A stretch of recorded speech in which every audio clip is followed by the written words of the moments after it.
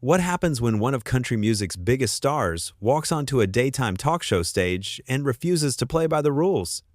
Blake Shelton found himself at the center of an absolute firestorm during what was supposed to be a routine appearance on The View, but things took a dramatic turn that nobody saw coming. The tension in that studio became so thick you could cut it with a knife, and by the end of it, security was involved, cameras were shaking, and Blake Shelton was being escorted out of the building. Before we get into exactly how this all unfolded, make sure you hit that subscribe button and drop a comment below telling us what you think about what went down, because trust me, you're going to have opinions. It started like any other segment. The View's iconic roundtable was buzzing with energy as the hosts prepared for their next guest. Savannah Guthrie, filling in as a guest co-host for the week, sat poised with her notes, ready to dive into what the producers had billed as a lighthearted conversation about Blake's latest projects and his life after leaving The Voice. The audience was packed, the lighting was perfect, and Blake walked out with that signature cowboy swagger, waving to the crowd with a grin that could light up the whole studio. The applause died down, and Blake settled into his seat, adjusting his microphone as Savannah smiled warmly at him. "Blake, it's so good to have you here," she said, her voice professional and welcoming. "We've been looking forward to this conversation all week."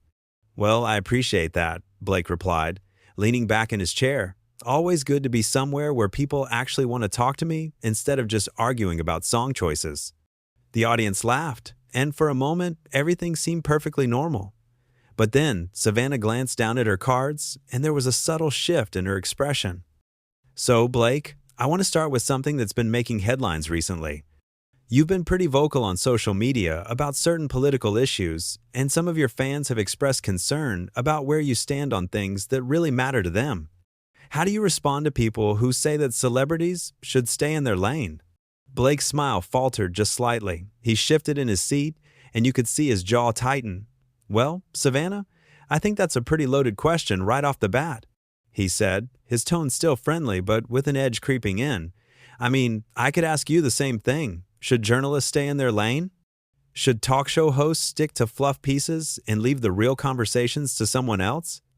Savannah's eyebrows raised, but she maintained her composure. "I think journalism and entertainment are two different things, Blake. When you have a platform with millions of followers, don't you think there's a responsibility that comes with that?" "Responsibility?" Blake repeated, almost tasting the word. "That's interesting. So you're saying I have a responsibility to think the way you want me to think? To say what you want me to say? Because that doesn't sound like freedom to me. That sounds like control." The studio audience went quiet. You could feel the temperature in the room changing. The other co-hosts exchanged glances, unsure whether to jump in or let this play out. Savannah straightened her posture, her professional mask firmly in place. "Nobody's talking about control, Blake. We're talking about being mindful of the influence you have. When you post something controversial, it reaches millions of people. Don't you think you owe it to them to be thoughtful about what you're putting out there?" Blake leaned forward now, his elbows on his knees, and his voice dropped to a more serious register. "You want to talk about being thoughtful? Let's talk about how the media twists every single thing that comes out of someone's mouth if it doesn't fit the narrative they want to push. I posted something about supporting small businesses in rural communities, and somehow that got turned into some kind of political statement that people tried to crucify me for. How is that thoughtful?" Savannah didn't miss a beat.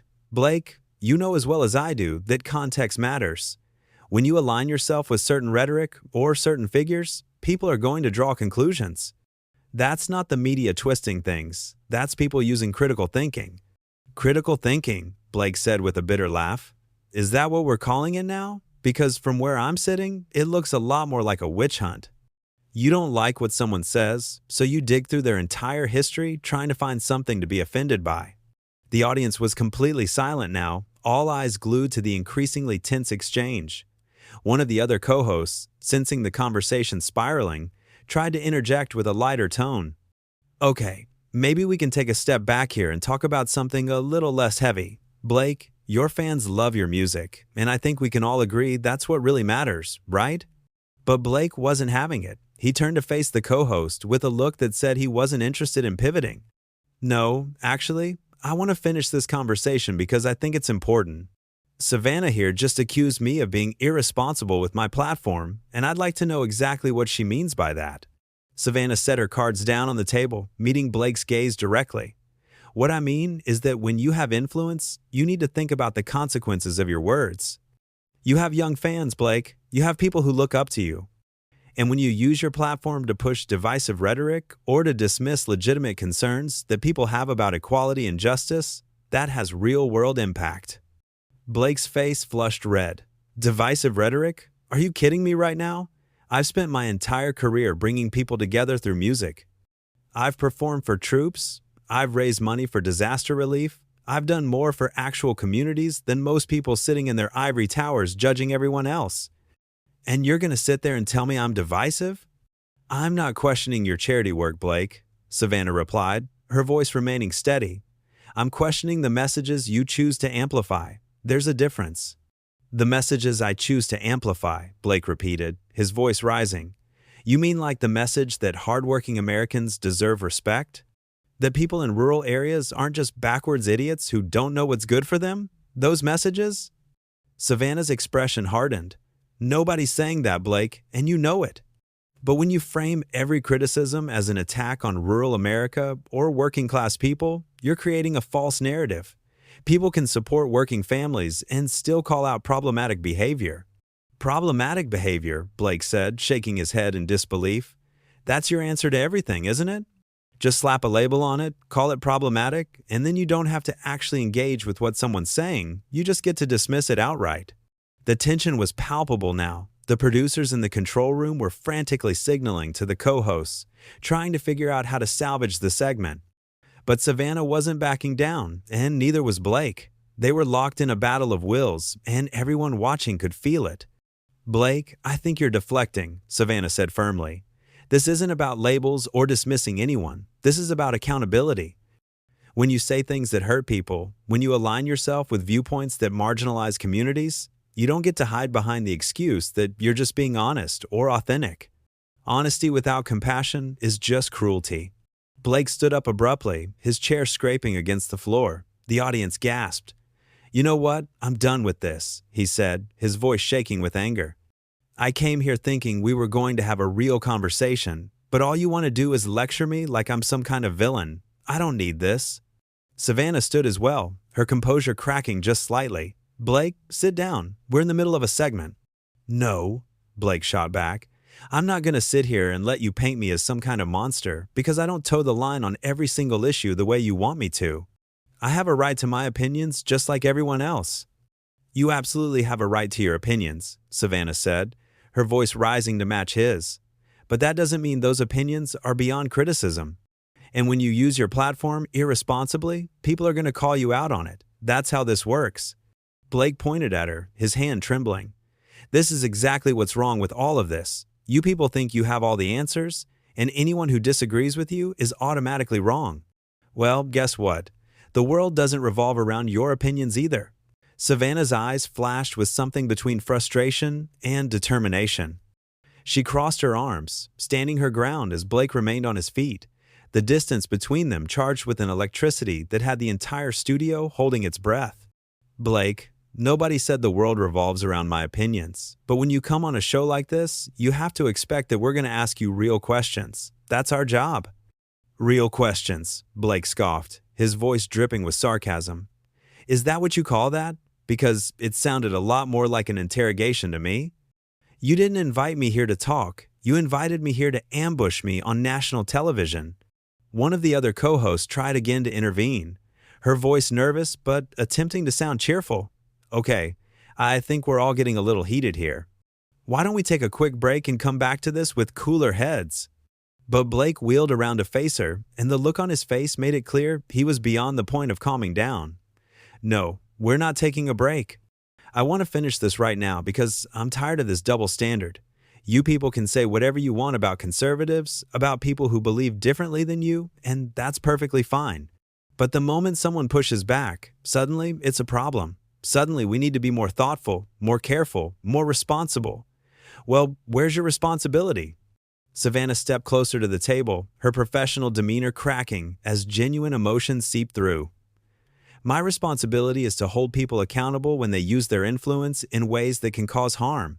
That's what journalists do, Blake. We ask tough questions. We push back on narratives that need to be challenged. And if that makes you uncomfortable, maybe you need to ask yourself why. Uncomfortable, Blake repeated, laughing without humor. You think this makes me uncomfortable? I've been dealing with people like you my entire career. People who think they know better than everyone else, who think they have the moral high ground on every issue. What makes me uncomfortable is the hypocrisy. The fact that you can sit there and accuse me of being divisive while you're actively dividing this audience right now by making this into some kind of political spectacle. I'm not making this political, Savannah fired back. You're the one who brought politics into your public persona. You're the one who decided to wade into these conversations on social media. I'm just following up on what you've already put out there. Blake slammed his hand on the armrest of his chair, the sharp sound echoing through the studio. That's exactly my point. I share my perspective on things I care about, things that affect my life and the lives of people I know, and suddenly I'm required to answer to you about it? Who made you the judge and jury of what's acceptable? Savannah's voice rose to match his intensity. Nobody made me anything, Blake. But when you have millions of followers and you use that platform to spread messages that some people find harmful or offensive, yes, you're going to be asked about it. That's the price of fame. That's the price of influence. You don't get to just say whatever you want without consequences. Without consequences, Blake said, his voice going dangerously quiet. So this is about punishing me. This whole thing is about making an example out of me because I won't fall in line. This isn't about punishment. Savannah insisted, but there was frustration creeping into her tone now. This is about having a conversation about responsibility. Why is that so hard for you to understand?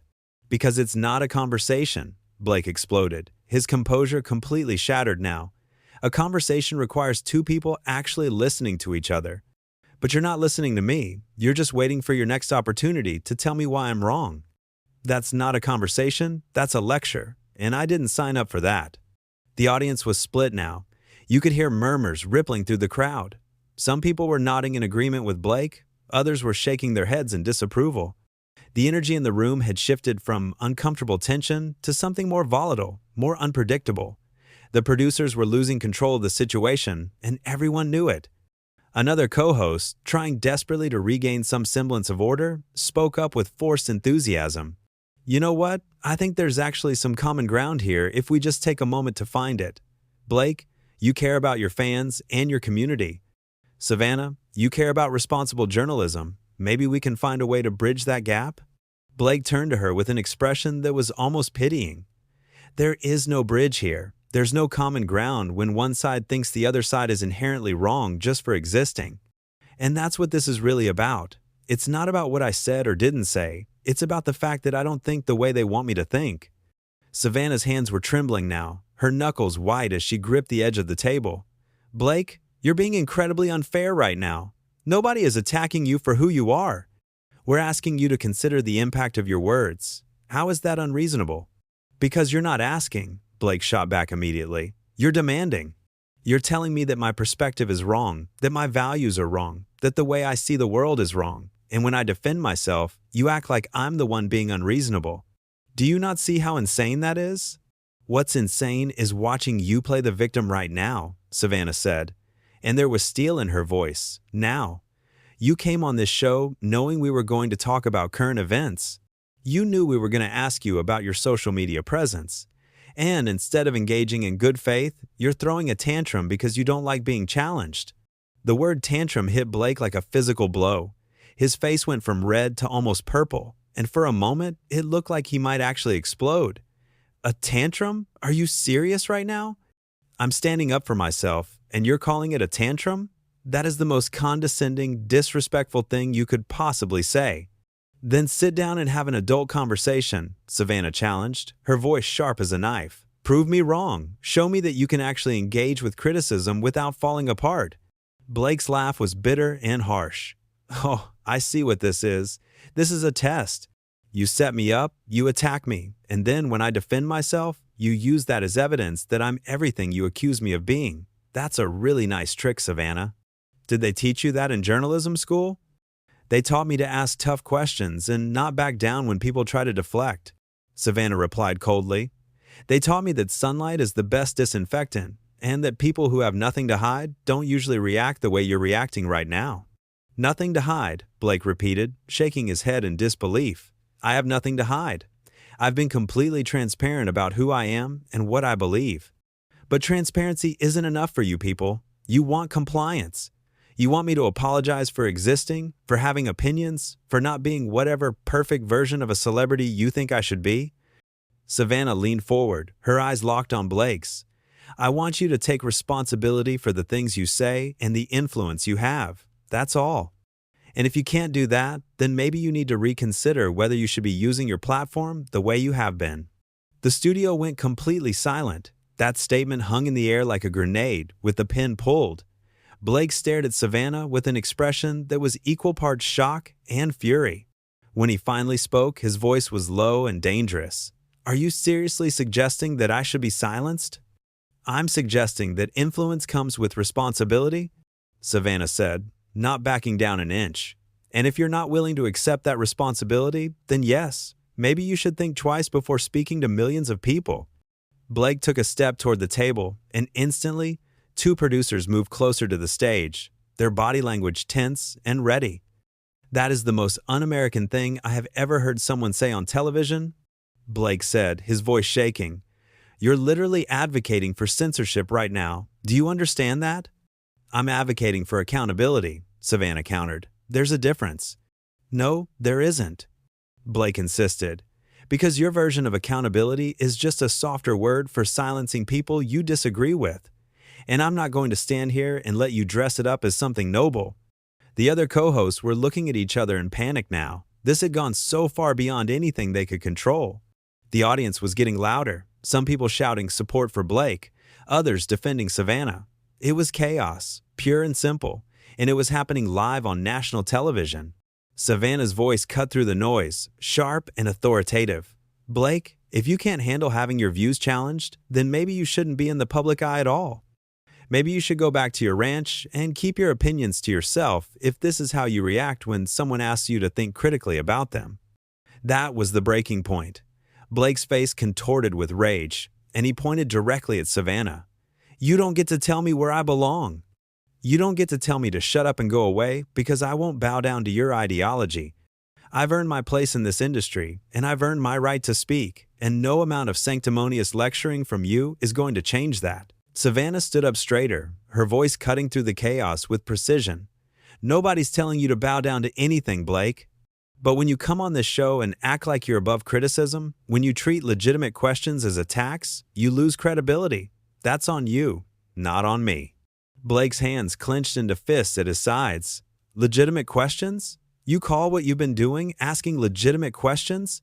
You've been baiting me from the moment I sat down. Every single thing you've said has been designed to make me look bad, to corner me, to get me to say something you can twist into a headline. And you know what the worst part is? You're so convinced of your own righteousness that you can't even see how manipulative you're being. Manipulative, Savannah repeated, her voice sharp with indignation. I'm doing my job, Blake. I'm asking the questions that viewers want answered. If you feel cornered, maybe that's because you don't have good answers to those questions. Or maybe it's because no answer would ever be good enough for you, Blake fired back. You've already decided who I am and what I represent. Nothing I say here is going to change your mind because you're not actually interested in understanding my perspective. You're interested in proving yourself right. One of the producers had made their way onto the stage now, speaking in urgent whispers to the co-hosts, but Blake and Savannah were locked in their battle, neither one willing to give an inch. The audience was in an uproar, the energy in the room crackling with tension that felt like it could explode at any second. Savannah's voice rose above the noise. You want to talk about perspectives, Blake? Fine. Let's talk about the perspective of the people who feel marginalized by the rhetoric you support. Let's talk about the people who see your posts and feel hurt, who feel dismissed, who feel like someone they admired is telling them they don't matter. What about their perspective? Blake threw his hands up in exasperation. And what about the perspective of the people who feel constantly attacked by mainstream media? What about the people who can't say what they believe without being called names, without being canceled, without losing their jobs? What about their perspective, Savannah? Or do they not count because they don't agree with you? This isn't about agreement, Savannah insisted, her voice strained now. This is about basic human decency. This is about recognizing when your words cause harm and being willing to do better. Harm, Blake said, his voice dripping with contempt. You keep using that word like it means something concrete, but what you really mean is that someone, somewhere, might have their feelings hurt. And I'm sorry, but hurt feelings are not the same thing as actual harm. Words are not violence, disagreement is not oppression, and I'm not going to pretend otherwise just to make you comfortable. Savannah's face flushed red. That is such a privileged thing to say, Blake. For someone who has never had to worry about systemic discrimination, who has never had to fear for their safety because of who they are, it's easy to dismiss the impact of words. But for people who live with that reality every day, words matter. They shape culture, they shape policy, they shape how people are treated. And who decides which words matter and which ones don't? Blake challenged. You? The media? Some Twitter mob? Because it seems to me like the rules change depending on who's speaking. Certain people can say whatever they want, and it's brave. It's speaking truth to power. But when someone like me says something, suddenly it's dangerous and harmful and needs to be shut down. Savannah shook her head, her frustration evident. Blake, you're creating a false equivalency. There's a difference between speaking up for marginalized communities and speaking in ways that reinforce existing power structures. Context matters. Context? Blake laughed bitterly. That's always the excuse, isn't it? Context matters when it's something you agree with, but context is ignored when it's something you don't like. I see how this game works, Savannah, and I'm not playing anymore. The lead producer was now standing directly beside the table, speaking urgently to Savannah, but she waved him off, her attention completely focused on Blake. This isn't a game, Blake. This is people's lives. This is about real consequences in the real world. And if you can't understand that, if you can't see beyond your own limited perspective, then yes, maybe you shouldn't have the platform you have. Blake's voice went deadly quiet, and somehow that was more frightening than when he was yelling. You just said it again. You just said, on live television, that I shouldn't have my platform. You're advocating for silencing me because you disagree with me. Do you understand how dangerous that is? Do you understand what you're actually saying? Savannah didn't flinch. I'm saying that with great power comes great responsibility. And if you're not willing to exercise that responsibility, if you're not willing to consider the impact of your words, then yes, I question whether you should have that power. That's not your decision to make, Blake said, his voice trembling with barely controlled rage. That's not anyone's decision to make except the people who choose to listen to me. You don't get to decide who deserves a voice and who doesn't. That's not how this country works. That's not how freedom works. And the fact that you think it is terrifies me.